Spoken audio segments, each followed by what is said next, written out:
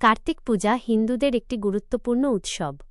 দেবতা এই পূজাতে দেবসেনাপতি কার্তিকের আরাধনা করা হয়। তিনি দেবাদিদেব শিব এবং দেবী দুর্গার পুত্র। সময় এটি সাধারণত কার্তিক মাসের সংক্রান্তিতে অনুষ্ঠিত হয়, কারণ মূলত সন্তান কামনায়, বিশেষত পুত্র সন্তান লাভের আশায় নিঃসন্তান দম্পতিরা এই পূজা করে থাকেন। এছাড়াও কার্তিক শৌর্য ও বীর্যের প্রতীক। তিনি মহাবলী তারকাসুরকে বধ করেছিলেন। আচার পূজায় কার্তিকের প্রতিমা বা ছবি ব্যবহার করা হয়।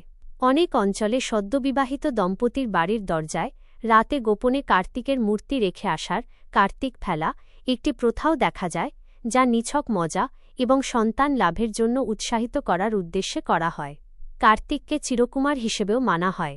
জনপ্রিয়তা পশ্চিমবঙ্গের কাটোয়া এবং বাঁশবেড়িয়া সহ বিভিন্ন স্থানে এই পূজার বিশেষ সমারোহ দেখা যায়।